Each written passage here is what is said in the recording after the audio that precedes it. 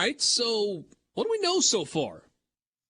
Right? What do we know so far after a few days of camp in Oxford? They got started on Wednesday of last week, so a couple of days ahead of Mississippi State. What do we know so far in Starkville after a weekend's worth of practices? And, there's limited opportunity to see what's happening on the field. Mississippi State is probably today or maybe yesterday making the transition from shells to shoulder pads. Ole Miss, I did not go this morning, but I think had its first full pad practice today. And so, again, just a couple of days ahead in the process of what Mississippi State. So let's start with the Bulldogs, hey, Deb. Do we know anything so far? We learned anything? We know nothing. Let's see here. We know that a couple of receivers that have made a quick impression are then they're opposite ends of the experience spectrum. You've got Caleb Ducking, a guy who signed with Moorhead. He was in one of Moorhead's classes, but has really not done much in his time here in Starkville, but he has looked really sharp. He's going to get the first crack at Mekhi Polk's old position. Okay. He's going to be in that I think that's the Z position, if I'm correct. So he's looked really good. And then on the other side of that, a true freshman, Xavion Thomas, who's a speedster, who's a guy that provides a little of that deep over-the-top speed that that State didn't really have last year. Tulu Griffin was probably that guy, but I think you have a statement about Tulu Griffin. Give him the ball more. There you go. So is he going to have a big year? I don't know. Are they going to play him? And they're going to give him the ball. I think he's going to start, and they'll design some stuff for him, hopefully.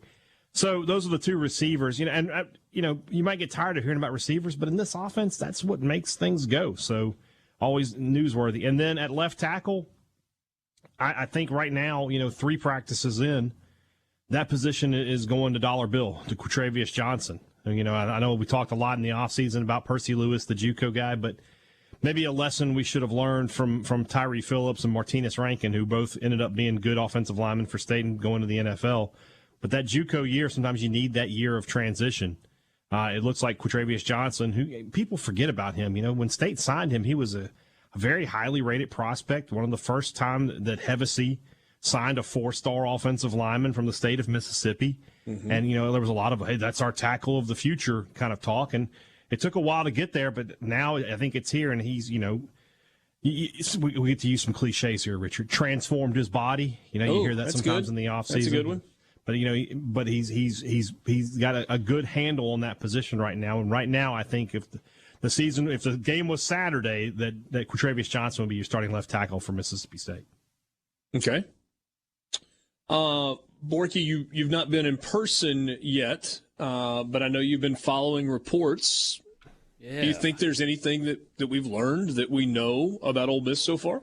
And from talking to people as well, a couple of things. The first thing is, in the void of information, people fill it with nonsense.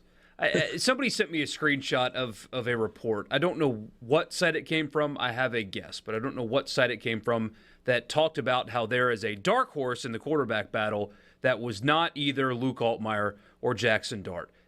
If you're at the practices watching and you see who is taking reps with the ones and you still say that there's a third horse in this race, you're looking for something that's not there. People are filling this void of information with stuff like trying to read into too much about what Michael Trigg said about Jackson Dart, who's his friend and roommate. It's ridiculous. They don't know who the quarterback is yet. They don't need to know who that is yet. People need to just be patient with it.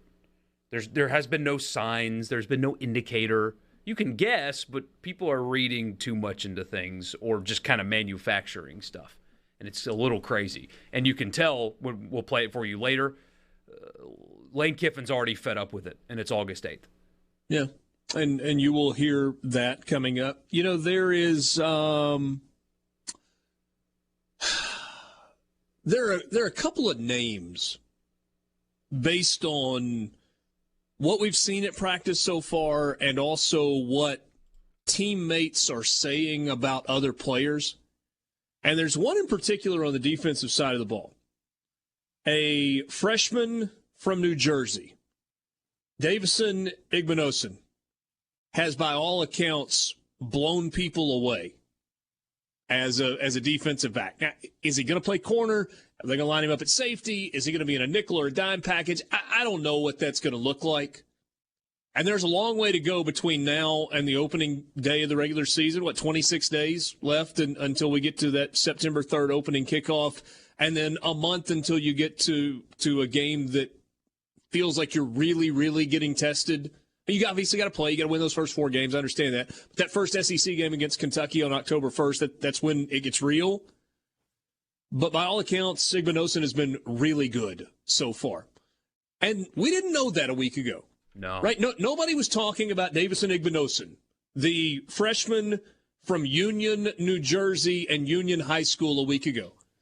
Then you get guys on the field, and you start seeing them work against their teammates and how they're being used by the coaching staff, and you're like, oh, okay. That looks a little bit different. And that's a Chris Partridge get from up in that region of the country. I mean, that's where his recruiting bread is buttered, if you will. And the way you talked about that defensively, things that we have learned is that the back half of last season, most of last season, really, they were relatively stable in terms of the looks they gave opponents.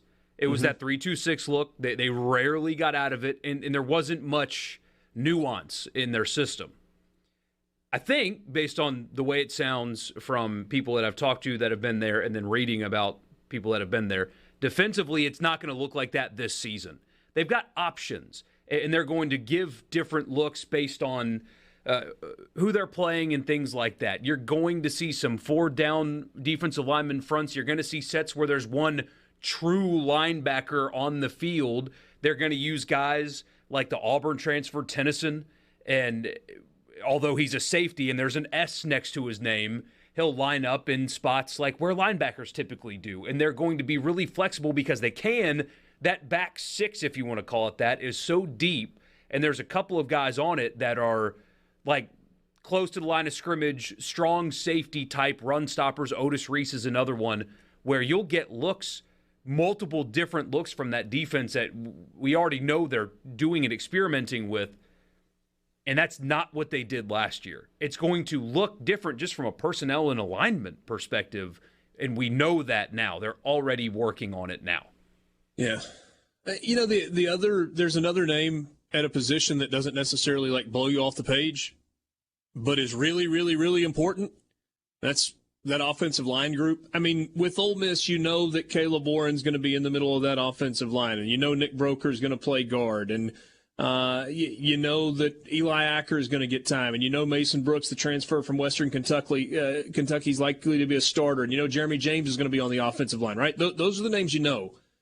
And then there's the redshirt freshman Jaden Williams from Conway, Arkansas, who has had a really good early camp, and it feels like he's going to be in the mix on the offensive line. I keep waiting to see if Cedric Melton, who is just a sophomore, has had a couple of springs, if he's going to play himself into the rotation at all on the offensive line. Ole Miss doesn't do just like a ton of rotating when they're healthy, but I think they believe they've got a little more depth up front, and we've talked about the fact that they seem to think that the offensive line in the running game is going to be a strength, so we'll see. Just a couple of things that maybe we know after just a few days.